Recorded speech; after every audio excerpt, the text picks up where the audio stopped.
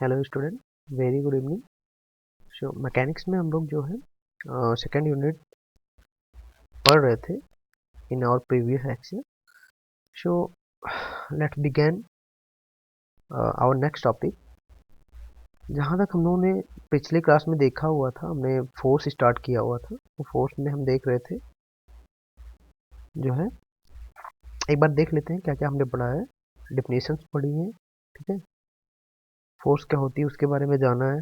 Newton second law किस तरह से इम्प्लीमेंट होता है, किस तरीके से फोर्स को डिफाइन करता है, उसके बारे में हम पढ़ चुके हैं, ठीक है।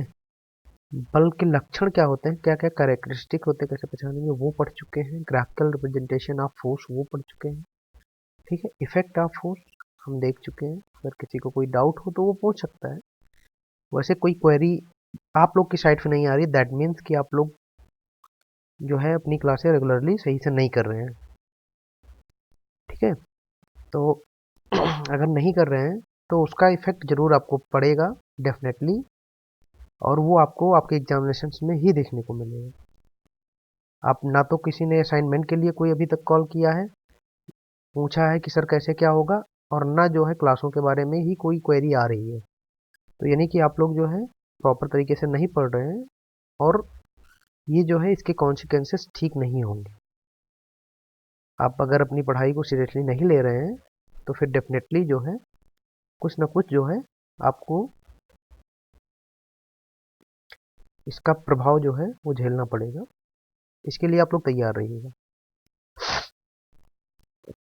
ठीक है। बात करते हैं principle of physical independence of forces.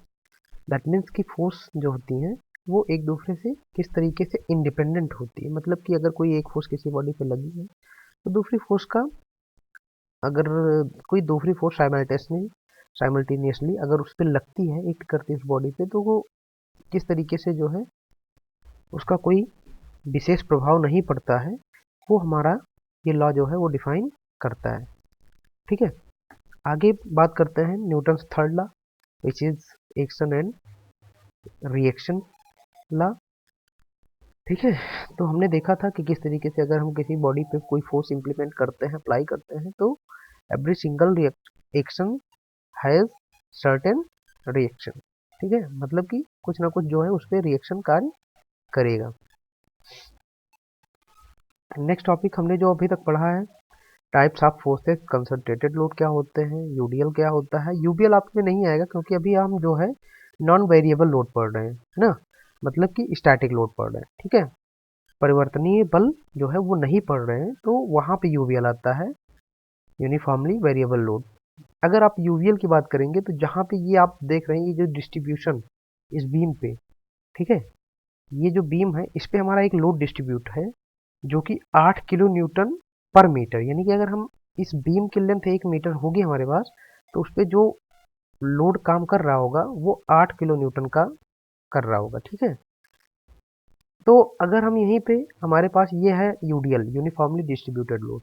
अगर यूबीएल होता तो उसका डिस्ट्रीब्यूशन कुछ ऐसे होता, ट्रायंगुलर शेप में, इस तरीके से आपको दिया होता।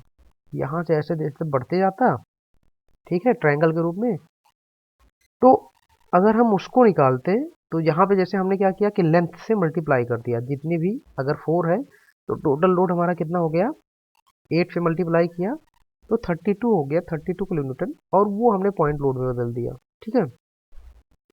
सॉल्व करने का तरीका मैं बता रहा हूँ आपको। ऐसे अगर लोड दिया रहेगा तो आप क्या करेंगे, 8 से 42 को 4 को मल्टीप्लाई करेंगे तो 42 न्यूटन आएगा, उसको मिडिल में अप्लाई कर देंगे और पॉइंट लोड हो जाएगा, ठीक है। और अगर हम बात करते हैं, जब यूबीएल तो अभी खैर आपके सिलेबस में नहीं है, जब यूबीएल होगा तो वो ट्रायंगुलर फॉर्म में होता है। और बात करें तो ट्रायंगल का जो एरिया होता है, जिस फॉर्मूले से निकलता है, उसी तरीके से वो लोड का जो है वो वेट निकलता है। यानी कि अगर टोटल लोड जो है आपको यहाँ पे दिया हुआ है, हाईएस्ट जो है लेंथ, या आपको इस तरीके से फॉर्म में दिया W equal to 8 kilo newton per metre, तो वहाँ से आप क्या करेंगे, एरिया निकाल लेंगे, हाफ बेस इंटू हाइट जो ट्रायंगल दिया रहेगा, ठीक है। ये आपका बेस हो जाएगा, ठीक है, और ये हाइट हो जाएगी, दोनों का मल्टीप्लाई कर लेंगे और जो आएगा वो पर मीटर आ जाएगा, ठीक है, यूनिट लेंथ पे। नहीं, अभी आपके सिलेबस में नहीं है, तो बस एक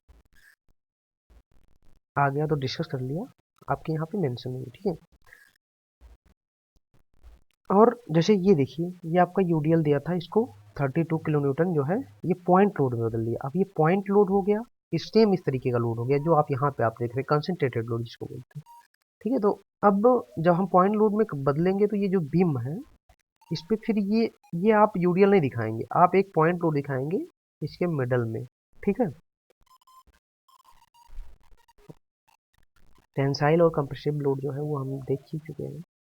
उसके अलावा ट्रांसमिसिबिलिटी ऑफ फोर्सेस देखा था हमने, मतलब कि हम फोर्स को जो है किसी सिंगल बॉडी पे अगर लग रहा है तो उसकी लाइन ऑफ एक्शन की डायरेक्शन में हम कभी भी किधर भी ट्रांसफर कर सकते हैं। ठीक है, एज पर आवर रिक्वायरमेंट। ठीक है, उसके अलावा हमने देखा था सिस्टम ऑफ फोर्सेस, थोड़ा सा इस पे एक बार फिर से डिस्कस करेंगे। ठीक है, क्या मतलब होता है। ठीक है, मान लीजिए कोई फोर्स है, ठीक है, तो वो किस तरीके से बलों का कौन कौन सा समूह होता है जो किसी बॉडी पे लगते हैं, तो हम उसको किस तरीके से कैटेगराइज कर सकते हैं। ठीक है, बलों के समूह, बलों को कई समूहों में किस तरीके से कैटेगराइज कर सकते हैं, उसको हम सिस्टम ऑफ फोर्सेस बोलते हैं। ठीक है, यानी कि अब अगर देखिए जो कैटेगरी होती है बलों की वो इतने टाइप की होती है, जो आपको नीचे मेंशन है। कॉन्करेंट फोर्स सिस्टम होता है, यानी कि एक ऐसा फोर्स सिस्टम जिसमें सारी जो क्या नाम है आपकी फोर्सेस हैं वो कॉन्करेंट होती हैं। फिर जिसमें नहीं होती है वो नॉन कॉन्करेंट हो जाता है। कॉन्सेप्ट बस आपको समझना है। उसके बाद पैरेलल फोर्स सिस्टम,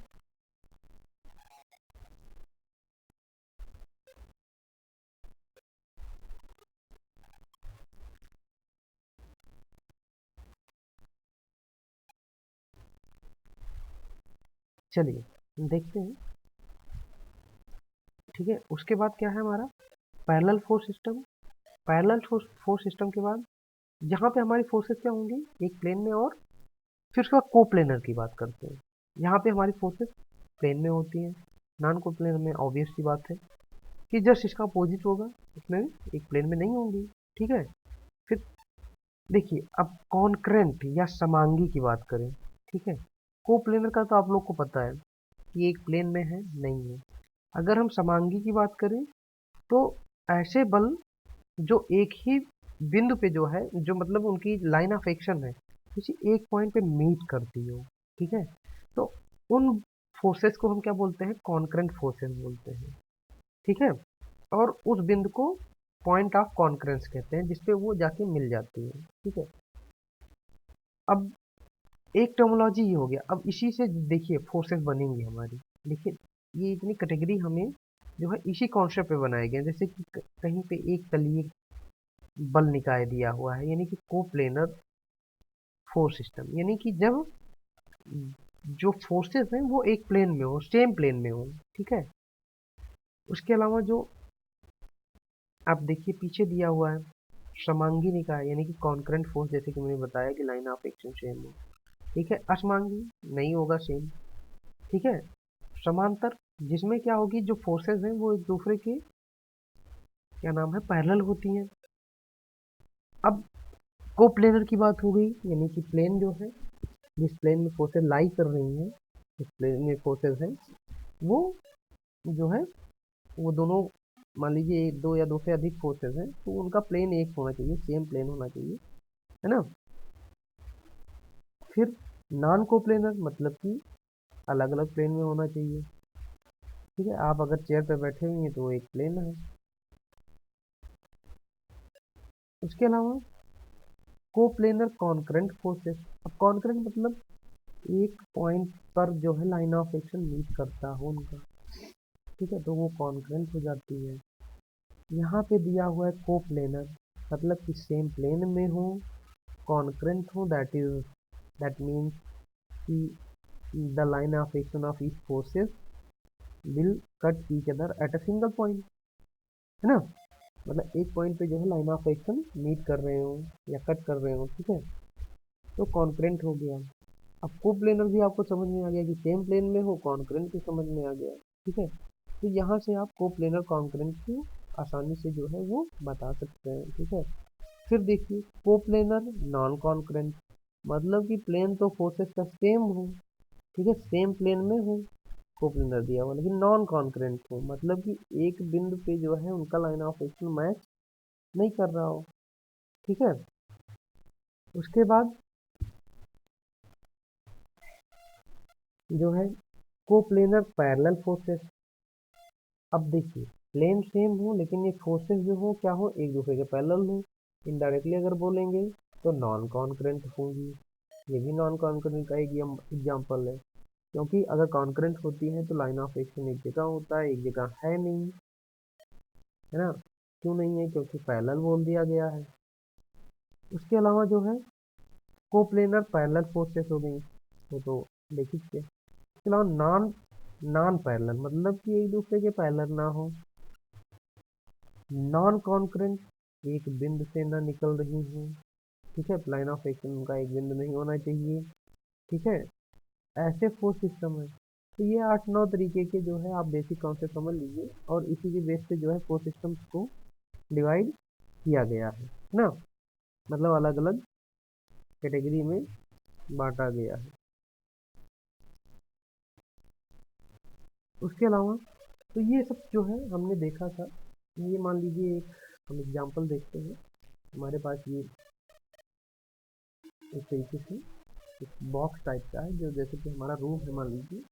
तो यहाँ पे इसको हम समझते हैं कि कौन कौन सी प्रोसेस कैसे क्या होती है। अब देखिए, ये एक ऊपर का सरफेस है, ठीक है, ये सतह एक प्लेन है, ये सतह एक प्लेन है, ये सतह एक प्लेन है, ये सतह एक प्लेन है।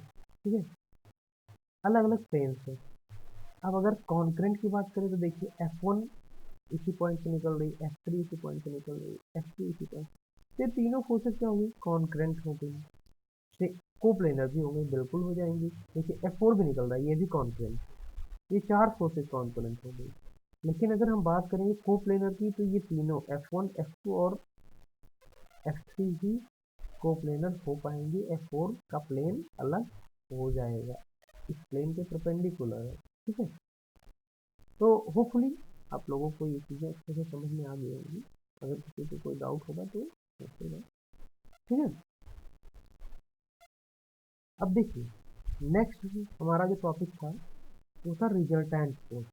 सॉरी, रिजल्टेंट फोर्स के बारे में अभी हमने पढ़ा नहीं है, तो हमारा नेक्स्ट टॉपिक होगा we will discuss about resultant force. What is resultant force? देखिए, कोई आपकी बॉडी में कोई भी ऑब्जेक्ट है, ठीक है, तो जब उस पर नंबर ऑफ फोर्सेस लगते हैं, that is more than one force, है ना।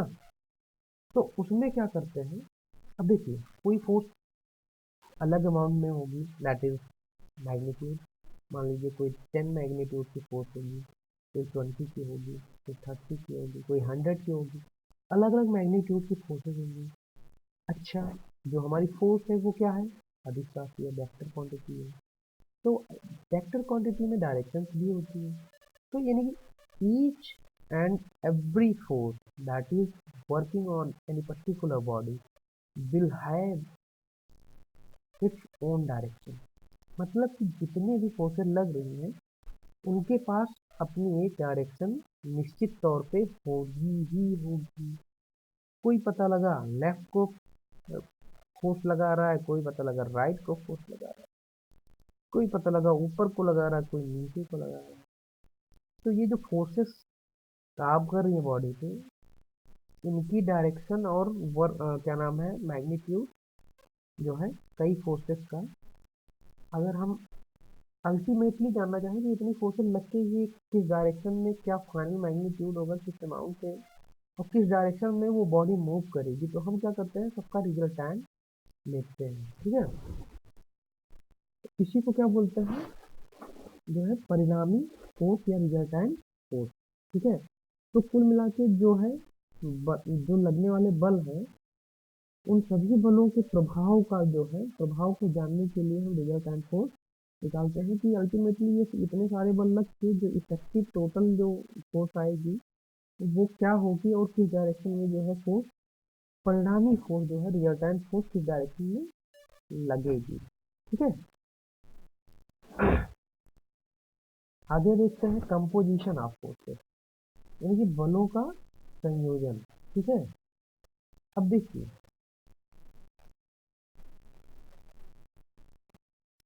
वही चीज़ है कि मान लीजिए किसी भी बॉडी पे जो फोर्सेस लग रहे हैं, ये कॉन्सेप्ट ये कहता है कि आपको जितने भी बॉडी पे फोर्स लग रहे हैं उनको जो है, क्योंकि वो वेक्टर क्वांटिटी है ना, तो उनको वेक्टर एडिशन के क्या नाम है मेथड से ऐड किया जा सकता है, ठीक है।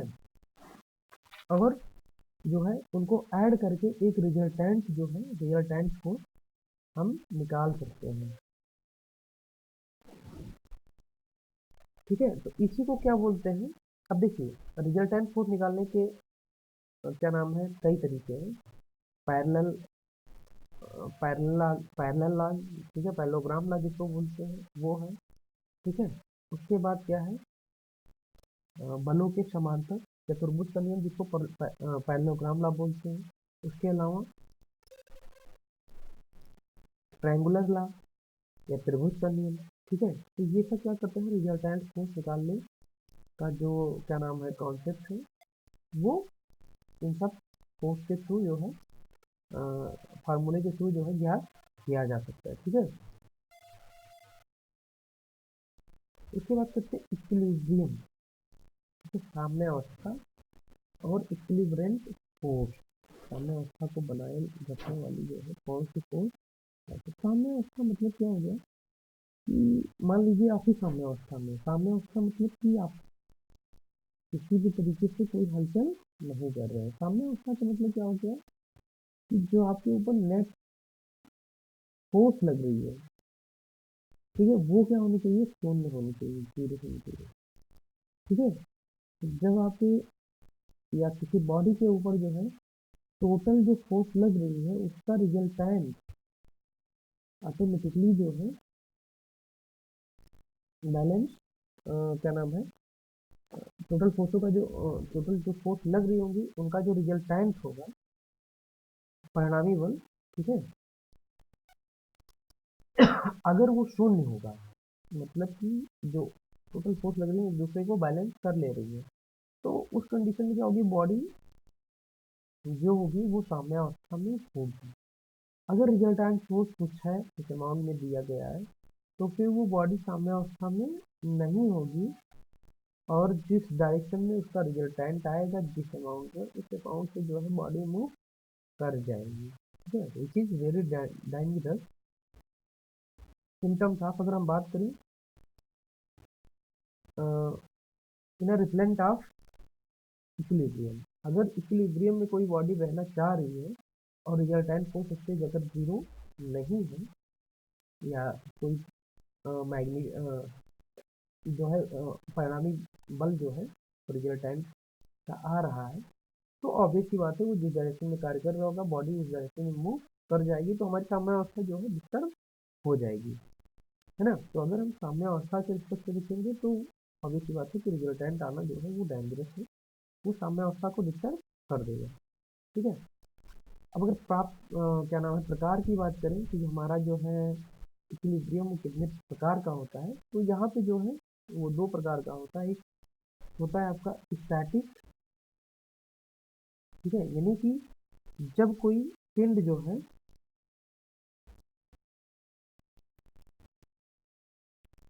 अगर कोई पिंड जो है वो आपका गतिशील नहीं होता है, यानी कि मोशन में नहीं होता है, ठीक है, या तो उस पर जो क्या नाम है जो ऑब्जेक्ट होता है, जो बॉडी होती है, उसको हम स्टैटिक यानी कि स्टैटिक साम्यावस्था में बोलते हैं।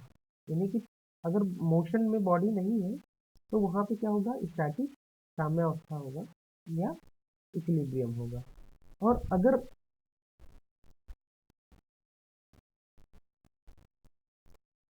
जो है कोई बॉडी है वो हमारी क्या नाम है मूव कर रही है, ठीक है, चाहे वो एक्सेलरेट कर रही है,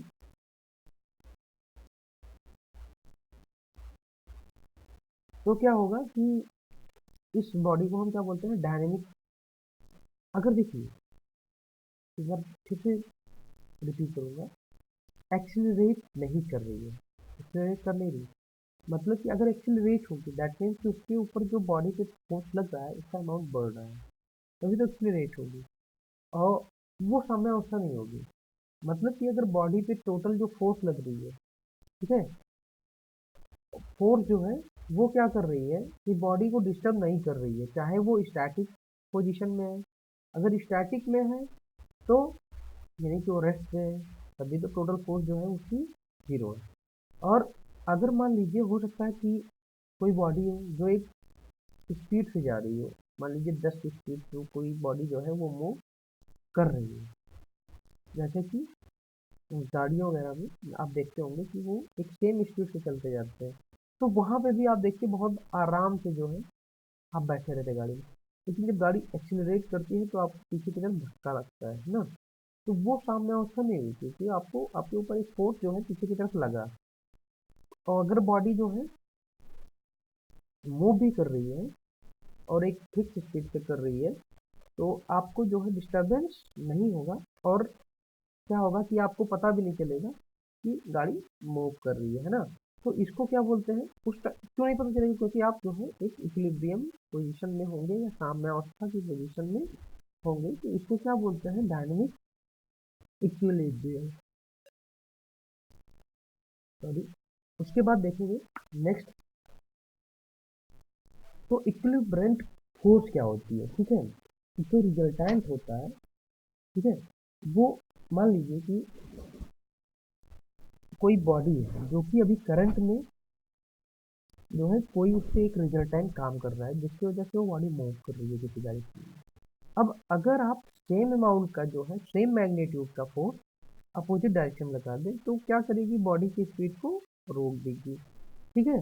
बॉडी की स्पीड को रोक देगी, क्यों, क्योंकि सेम मैग्नीट्यूड की फोर्स है, बट डायरेक्शन जो है रिजल्टेंट डायरेक्शन के अपोजिट है। तो क्या करेगा कि वो बॉडी को इक्विलिब्रियम में ले आएगा। तो जितनी फोर्स वो हमें लगानी पड़ती है अपोजिट डायरेक्शन में, उसको इक्विलिब्रेंट फोर्स कहते हैं, ठीक है।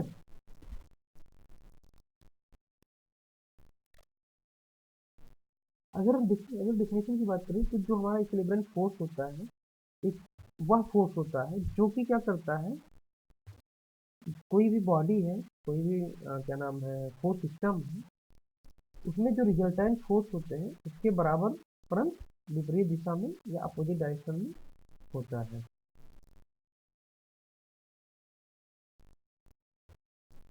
अब देखिए, मान लीजिए यहाँ पे हमारा P और Q दो फोर्स है, ठीक है, दो फोर्स है, इनका रिजल्टेंट R है। तो अगर हम एक कोई यहाँ इसी पॉइंट पे O पे एक अपोजिट डायरेक्शन में फोर्स लगाते हैं S, जो कि सेम मैग्नीट्यूड की है जिसमें कि R है, यानी कि परिणामी उसका जो है सेम R के बराबर है, बट डायरेक्शन अपोजिट है। तो अपोजिट है तो इसको क्या बोलेंगे, इक्विलिब्रेंट फोर्स बोलेंगे। और ये क्या करेगा कि इक्विलिब्रियम में जो है वो Q को रखेगा, ठीक है।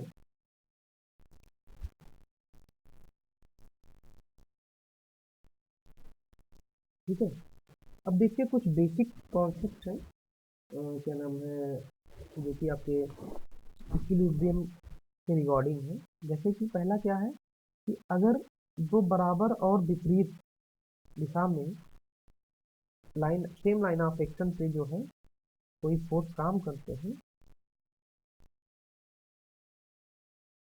तो वो क्या करेगी कि बॉडी को जो है क्या करेंगे, इक्विलिब्रियम में रखेंगे। क्यों, क्योंकि दोनों सेम और अपोजिट डायरेक्शन में होंगे, तो इक्विलिब्रियम में बना के बॉडी को रखेंगे, ठीक है। अगर मान लीजिए कोई फोर्स सिस्टम है जो कि किसी क्या नाम है बॉडी पे कार्य कर रहा है,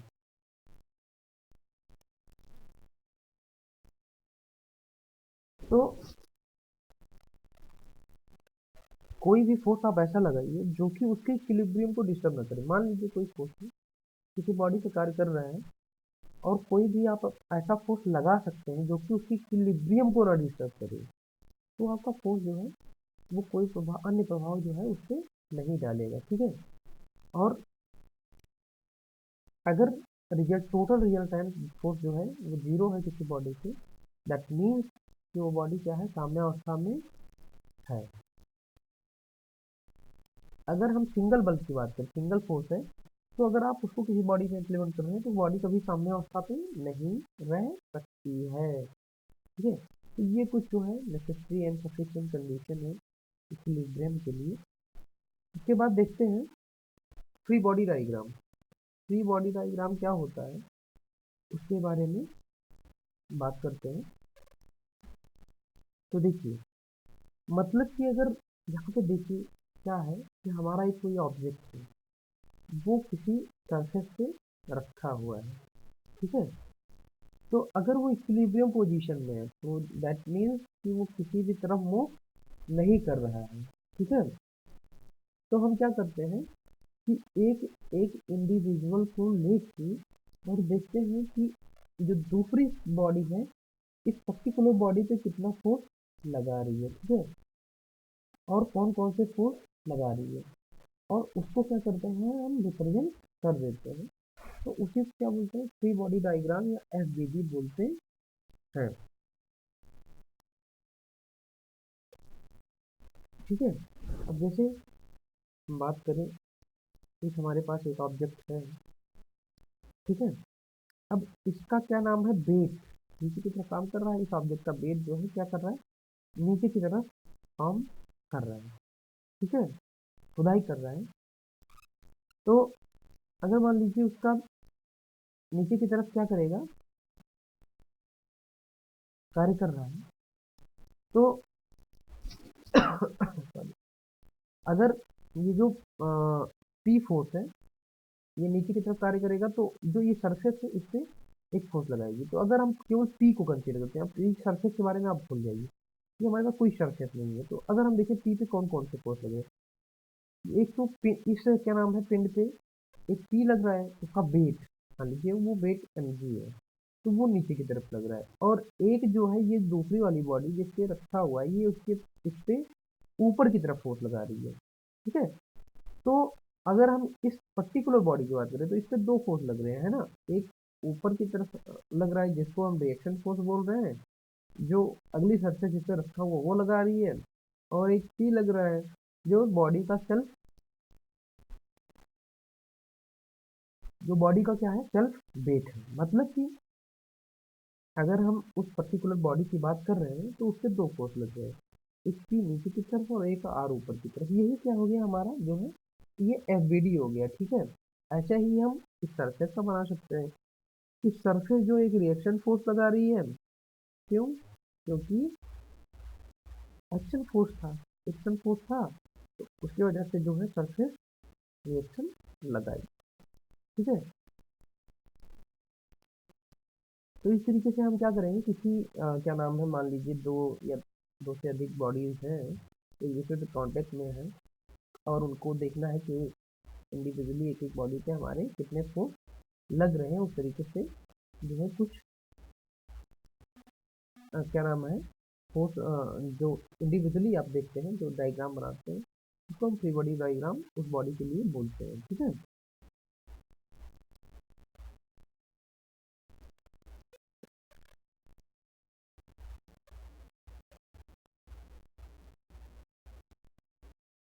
अब देखते हैं नेक्स्ट जो है हमारी टॉपिक वो है ला पैरेललोग्राम ऑफ फोर्सेस, ठीक है, समांतर चतुर्भुज का नियम, यानी कि फोर्स के समांतर चतुर्भुज का नियम, ठीक है। तो अगर हम बात करें कि क्या है ला पैरेललोग्राम, तो इसके अकॉर्डिंग मान लीजिए कोई एक बॉडी है या कोई भी फोर्स सिस्टम है जिसका एक फोर्स पी लग रहा है, ठीक है, और दूसरा फोर्स क्यू लग रहा है, और ये जो फोर्सेस हैं ये क्या कर रहे हैं, एंगल थीटा पे है, ठीक है। अब हम ये जो पी फोर्स है इसको किसी समांतर चतुर्भुज की एक एडजेसेंट जो क्या नाम है आपकी भुजा है उससे रिप्रेजेंट कर रहे हैं, ठीक है। और क्यू को दूसरी एडजेसेंट क्या नाम है आर्म से रिप्रेजेंट कर रहे हैं, ठीक है, समांतर चतुर्भुज के। यानी कि ये क्या होंगे, समांगी फोर्सेस होंगी। क्यों भाई, समांगी होंगी, एक ही पॉइंट से निकल रही होंगी, समांतर चतुर्भुज है। दो कंजिकेटिव कंजेस्टेड फोर्सेस हैं, कंजेस्टेड नहीं बोलेंगे, फ्यूटिव फोर्स, ठीक है, या एडजेसेंट फोर्स जिसे बोलते हैं, ठीक है। तो ये जो एडजेसेंट फोर्सेज है ये एक दूसरे से जुड़ी हुई है, इसलिए इसको हम क्या बोलेंगे, समांगी फोर्स सिस्टम या कॉन्करेंट, ठीक है। तो अगर ये नियम ये कहता है कि अगर ये दो फोर्सेस जो है वो किसी भी समांतर चतुर्भुज की दो एडजेसेंट भुजाओं से प्रदर्शित की जा रही है, तो जो इनका रिजल्टेंट होगा आर, वो समांतर चतुर्भुज के उसी बिंदु से पास होने वाले विकर्ण के बराबर होगा, ठीक है। यदि किसी, अगर स्टेटमेंट की बात करें, यदि किसी पिन पर कोई दो बल इस प्रकार कार्य कर रहे हैं कि बलों को किसी समांतर चतुर्भुज की किसी कोणीय बिंदु से होकर गुजरने वाले दो आसन्न भुजाओं द्वारा, आसन्न मतलब एडजेसेंट, परिणाम परिमाण तथा दिशा में निरूपित किया जाता है, ठीक है, किया जा सके, तो इनके कटान बिंदु से होकर गुजरने वाला जो समांतर चतुर्भुज का विकर्ण होता है वही इन दो बलों का परिमाण और दिशा जो है वो निरूपित या प्रदर्शित करेगा, ठीक है। अब आइए देखते हैं वो क्या है हमारा, वो है कॉन्करेंसी पॉइंट, ठीक है। और ओ ए हमारी जो है एक बल P को रिप्रेजेंट करने वाली भुजा है, और ओ सी हमारी बल Q को रिप्रेजेंट करने वाली भुजा है, आर हमारा एंगल है, ठीक है, और आर हमारा रिजल्टेंट है, और थीटा हमारा क्या है, एंगल, ठीक है। अब हमने क्या किया, हमने मान लिया कि हम एक रचना करते हैं, कंस्ट्रक्शन करते हैं, और हम ऐसा करते हैं कि ओ ए को जो है वो एक्सटेंड करते हैं, कहाँ तक एक्सटेंड करेंगे, जहाँ तक आपका जहाँ पे जो बी पॉइंट से एक हम परपेंडिकुलर डीएम जो है वो ड्रा कर सके, वहाँ तक हम क्या करते हैं, ओ ए को एक्सटेंड कर देते हैं, ठीक है। अब देखिए ओ सी, अगर हम ओ सी की बात करें, ओ सी इक्वल टू ए बी, क्यों, क्योंकि ये क्या है, पैरेललोग्राम, ठीक है।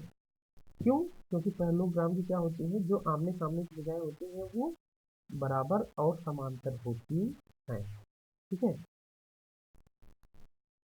अब अगर हम देखें तो ए एम बी, ये जो ट्रायंगल है, ट्रायंगल ए एम बी में हमको क्या नाम है, कौन सा ट्रायंगल है, समकोण त्रिभुज या राइट एंगल ट्रायंगल है। तो मान लीजिए कि एंगल थीटा अगर है ना, क्यों थीटा होगा, क्योंकि ये दोनों क्या है, ओ सी और ए बी, जो ये लाइन से ये पैरेलल है ना, और एक तिर्यक रेखा इनको काट रही है। तो अगर ये तिर्यक रेखा काट रही है,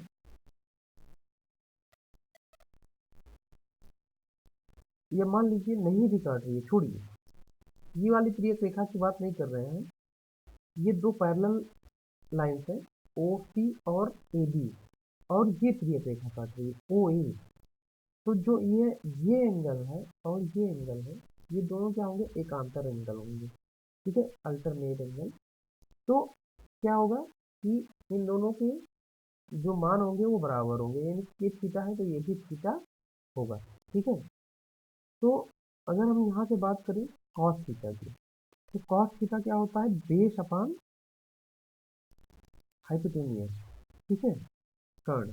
तो बेस हमारा क्या है, या आधार, ये हमारा ए एम, और कर्ण क्या है,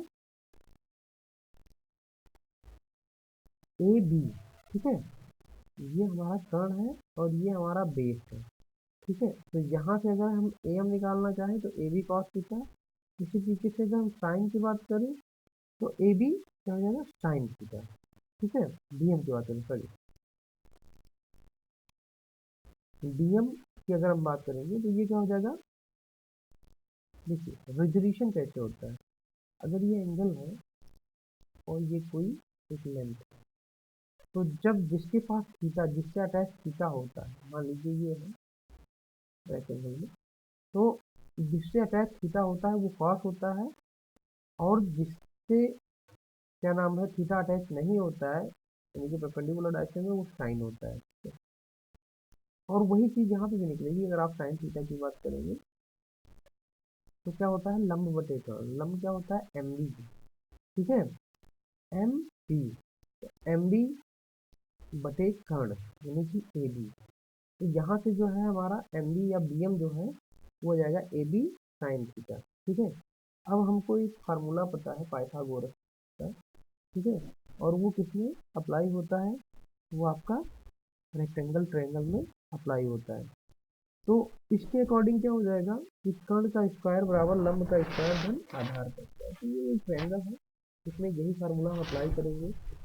कर्ण ओ बी का स्क्वायर जो है तो triangle O M B, sorry हम बड़े ट्रायंगल में देख रहे हैं, ठीक है। अब अगर यहाँ पे हम ये फार्मूला अप्लाई करेंगे तो कर्ण क्या हो जाएगा, ये हमारा ओ बी हो जाएगा, ठीक है, और एम बी यानी कि लंब, है ना, और आधार हमारा ओ एम। तो अब देखिए आधार को हम दो भागों में डिवाइड कर सकते हैं, ओ ए प्लस ए एम। तो इस तरीके से ओ बी बराबर ओ बी का स्क्वायर बराबर हो जाएगा बी एम का square plus O A plus A M का स्क्वायर, ठीक है।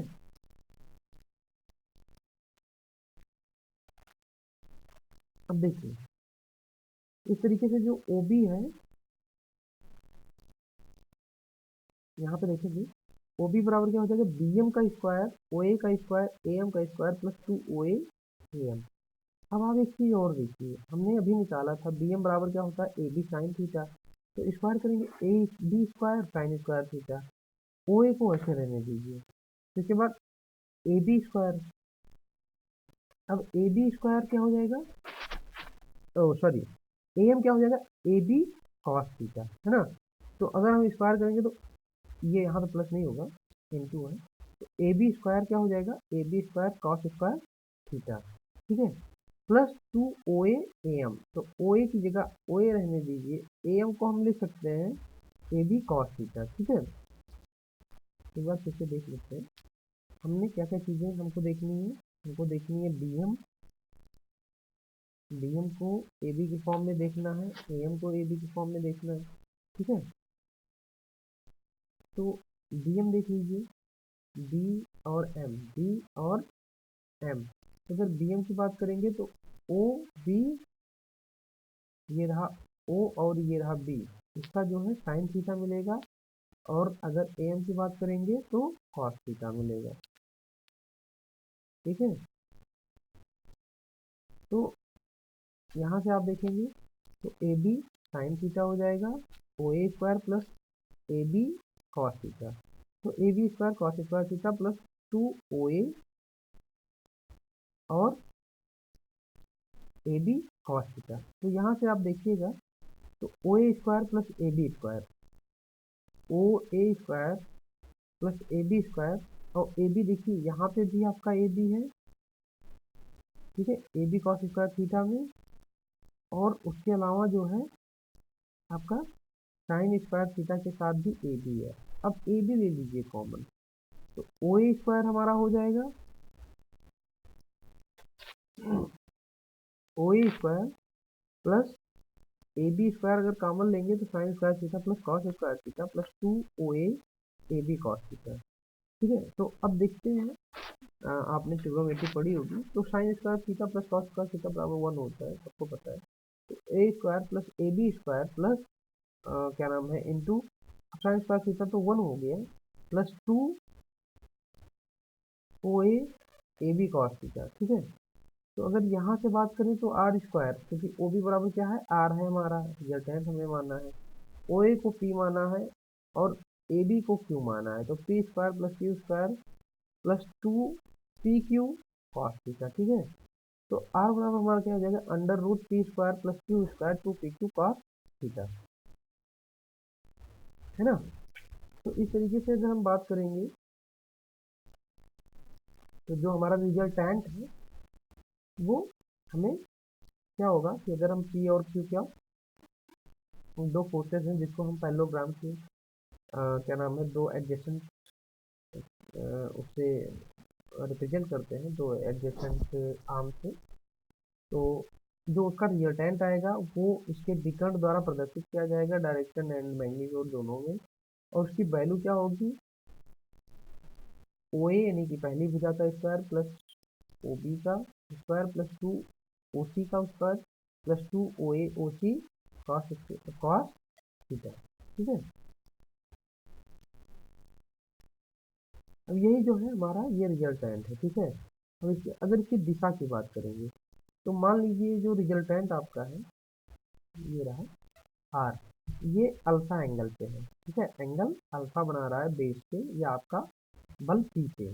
ठीक है, तो यहाँ पे आप बात करेंगे, अब देखिए अगर ये अल्फा बना रहा है, ठीक है, तो अगर हम tan अल्फा की बात करें तो tan अल्फा बराबर क्या हो जाएगा, लंब के आधार, यानी कि बी एम बराबर ओ ए प्लस ए एम। तो वही यहाँ पे जो है बी एम बराबर ओ tan अल्फा बराबर B M upon O A plus A M. अब बी एम की बात करें तो बी एम हम पहले भी निकाल चुके, ए बी साइन थीटा। ठीक है, ओ ए को ऐसे रहने देते हैं और ए एम जो है ये ए बी कॉस थीटा है। ए एम जो है देखिए ए एम ए एम, तो ये क्या हो जाएगा ए बी, ये आपका ए बी रहा ए बी कॉस थीटा। ठीक है, इसका कॉस, क्योंकि थीटा जिसके साथ है वो हमारा कॉस होता है, तो ए एम हमारा थीटा से जुड़ा हुआ है, तो इसलिए ये ए बी कॉस थीटा। ठीक है,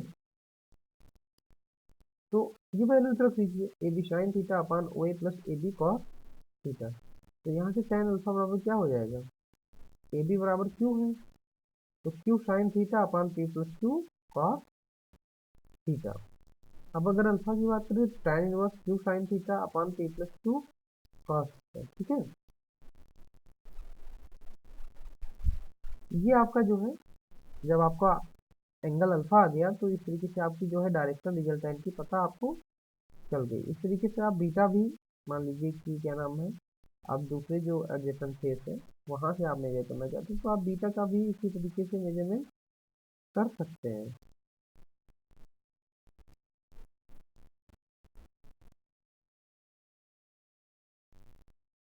ठीक है, नेक्स्ट देखते हैं, अगर tan अल्फा की बात करें तो हमने देख लिया कि किस तरीके से निकलता है, ऐसे ही हम बीटा निकालेंगे। तो देखिए अगर जो p के एडजेसेंट है तो p नीचे नहीं आएगा, अगर q के एडजेसेंट है तो p साइन थीटा अपान q plus p cos theta. तो वो केवल p और q में चेंज जो है वो होता है। अब ये जो एंगल बीटा है वो हमारा p से नहीं है q से है, तो अगर p से नहीं है तो यहाँ पे p साइन थीटा, यानी कि जिसके साथ एंगल होगा उसको ऊपर साइन थीटा में रखेंगे और नीचे जो है उसी का कॉस थीटा रखेंगे। ठीक है,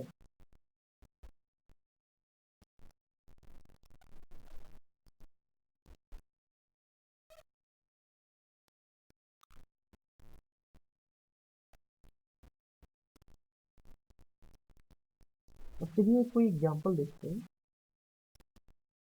इस पे बेस्ड समझते हैं कि किस तरीके से क्वेश्चन जो है वो होगा। अब मान लीजिए कि अगर जो एंगल है हमारा रिजल्टेंट अब वो जीरो है, ओ सॉरी दो फोर्सेस के बीच में जो एंगल है वो हमारा थीटा है, वो जीरो है। ठीक है, तो इस केस में क्या होगा, एक स्पेशल केस बन जाएगा। तो जो two P Q cos theta है तो कॉस जीरो की वैल्यू क्या कितनी होती है, वन होती है। तो यहाँ पे जो रिजल्टेंट है वो हमारा P square Q square two P Q हो जाएगा, यानी कि पी प्लस क्यू का होल स्क्वायर। तो दोनों को हम ऐड कर लेंगे तो ये हमारा रिजल्टेंट हो जाएगा। यानी कि अगर कोई जो है फोर्स किसी पिन पे कोई फोर्स है, दो फोर्स है, ठीक है, वो किसी पिन पे कार्य कर रही है और उनके बीच में एंगल जीरो है। ठीक है, इन दोनों फोर्स के बीच में एंगल जीरो है, तो हमारा जो रिजल्टेंट होगा दोनों का समेशन होगा। ठीक है, दूसरी केस देखते हैं एंगल की, तो अल्फा इक्वल टू कितना हो जाएगा, tan इनवर्स अगर हम p से लेते हैं तो q साइन थीटा अपान p plus Q cos theta. ठीक है, तो यहाँ से क्योंकि अगर थीटा जो है हमारा वो 0 है तो साइन थीटा तो हमारा 0 हो गया, ठीक है। तो tan इनवर्स 0, अब tan की वैल्यू अगर हम 0 की कितनी होती है तो वो 0 पे, यानी कि अगर दो पिंड के बीच में कार्य कर रहे पिंडों के बीच में जो है वो एंगल 0 हो तो उनका जो परिणामी का दिशा होता है वो 0 एंगल पे होता है, यानी कि सेम परिणामी होते हैं, उसमें कुछ नहीं चेंज होता है, ठीक है। अब एक एग्जांपल देखते हैं। जैसे कि ये हमारे पास एक एग्जांपल है कि दो बल जिनका परिणामी 240 न्यूटन और 200 न्यूटन है, एक बिंदु P है और एक बिंदु O है, उस पर क्रियाशील है, ठीक है, ये फिगर में। अब यदि बलों के बीच में जो है एंगल 30 डिग्री दिया हुआ है, ये जो टोटल एंगल है वो 30 डिग्री दिया, उनका परिणामी ज्ञात कीजिए तथा चित्र में दिखाए गए के अनुसार बीटा और गामा का मान ज्ञात कीजिए, ठीक है। अब ये आपके 240 न्यूटन और 260 न्यूटन जो है वो बल लग रहे हैं तथा उनके बीच में जो एंगल है वो 30 डिग्री है। अब अगर रिजल्टेंट की बात करें तो क्या होता है, root P square Q square 2pq cos theta. अब थीटा इनका 30 है तो cos 30 हो जाएगा, cos 30 बराबर साइन 60 बराबर √3/2, ठीक है। p की वैल्यू यहाँ पे रखिए स्क्वायर करिए, q की वैल्यू यहाँ पे रखिए स्क्वायर करिए, 2 p की वैल्यू प्लस q की वैल्यू प्लस cos थीटा, ठीक है। तो इस तरीके से हम यहाँ पे रिजल्टेंट निकाल लेंगे। अब अगर बात करें डायरेक्शन की, तो अगर अल्फा की बात करते हैं तो क्यू को पहले रखते हैं, Q sine theta upon P plus Q cos theta. अगर बीटा की बात करें तो अगर बीटा की बात करें तो P cos theta upon P plus Q cos theta है ना। बीटा की बात करेंगे तो यहाँ पे पी होगा P sine theta upon Q plus P cos theta, ठीक है। तो इस तरीके से जो है आप एंगल जो इन्वर्स लेंगे, उसके बाद जितनी वैल्यू आएगी उसका इन्वर्स लेंगे, और इस तरीके से आप जो फोर्स का रिजल्टेंट फोर्स है वो हमारी जो बॉडी पे लगने वाली फोर्सेस हैं उनसे किस एंगल पे है ये आप आसानी से जो है निकाल सकते हैं। तो हमने जो है पैरेललोग्राम लॉ के थ्रू किस तरीके से किसी बॉडी पे लगने वाले फोर्स हैं उनका रिजल्टेंट निकाला जाता है, उसको जो है हमने पैरेललोग्राम प्रिंसिपल या पैरेललोग्राम लॉ के थ्रू जो है वो इस लेक्चर में देखा है। उसके अलावा अगर बात करें तो कुछ एग्जाम्पल जो है हम अभी और देखेंगे, मतलब कि पैरेललोग्राम लॉ पे, वो हम नेक्स्ट लेक्चर में देखेंगे। और केसेस जो है पैरेललोग्राम लॉ में कि थीटा अगर 0 होगा तो क्या होगा, ये 0 वाला केस जो है वो हमने स्टडी कर लिया है, ठीक है। इस तरीके से आप और केस बना सकते हैं कि थीटा 90 होगा तो क्या होगा, या 45 होगा तो क्या होगा, लेकिन इतने स्पेशल केस बनाने की जरूरत नहीं है। आप एक केस जानते रहिए कि इस तरीके से उसको इम्प्लीमेंट हम करते हैं, और उस जो भी एंगल आएगा आप उस पर क्या नाम है एंगल रखेंगे और सीधे जो है वो आपको वैल्यू मिल जाएगी।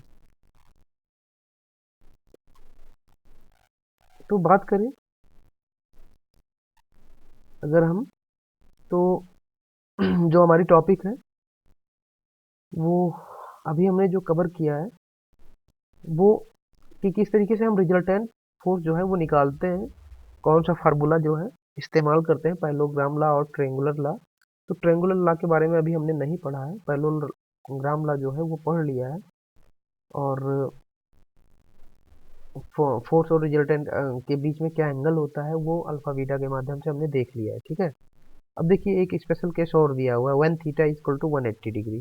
तो 180 होगा तो cos 180 की वैल्यू -1 होती है, ठीक है। तो यहाँ पे जो रिजल्टेंट फोर्स आ जाएगा वो P माइनस क्यू आ जाएगा। ऐसे ही 90 की बात करेंगे तो 90 पे cos थीटा यानी कि साइन 0 की वैल्यू 0, तो यहाँ पे क्या हो जाएगा √p² प्लस क्यू स्क्वायर, ठीक है। अगर मान लीजिए कि दोनों फोर्सेस बराबर हैं, तो उस केस में हमारा tan अल्फा क्या होगा। तो आप देखिए क्यू साइन थीटा अपान Q plus Q cos theta, तो यहाँ से क्या हो जाएगा साइन थीटा अपान 1 प्लस कॉस थीटा, क्यू से क्यू कैंसिल आउट हो जाएगा। अब आपको पता है साइन 2 थीटा की value 2 sine theta cos theta होती है। तो मान लीजिए थीटा बाई 2 है, थीटा बाई 2 इंटू 2 कर दो तो 2 थीटा हो जाएगी। तो यहाँ से 2 sine theta by 2 cos theta by 2 कर दीजिए, ठीक है। और अगर हम बात करें तो कॉस 2 थीटा बराबर क्या होता है, cos 2 cos square theta minus 1।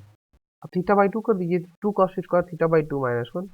तो यहाँ से जो है 2 sine theta by 2 cos theta by 2 upon 2 cos square theta by 2 minus 1 plus 1 क्या हो जाएगा, कैंसिल हो जाएगा, ठीक है। अब देखिए यहाँ से tan अल्फा बराबर क्या हो जाएगा, tan अल्फा बराबर क्या हो जाएगा, 2 से 2 कैंसिल कर दीजिए, ठीक है, और cos से cos कैंसिल कर दीजिए। तो यहाँ पे क्या हो जाएगा, tan अल्फा बराबर थीटा बाई 2, तो अल्फा बराबर थीटा बाई 2 है ना, tan tan कैंसिल हो जाएगा और अल्फा बराबर थीटा बाई 2 की। अब अगर जो है आपका जो फोर्सेस है वो दोनों इक्वल हैं और उनके बीच में जो एंगल है वो 90 है, तो इस केस में क्या होगा कि जो क्या नाम है अल्फा होगा रिजल्टेंट का, वो जो टोटल एंगल फोर्सेस के बीच में दिया हुआ है उसका आधा होगा। तो इस तरीके से जो है कई केसेस बन सकते हैं, ठीक है। तो आज के लिए बस इतना ही, और जो रिमेन टॉपिक है वो हम नेक्स्ट लेक्चर में देखेंगे। Thank you.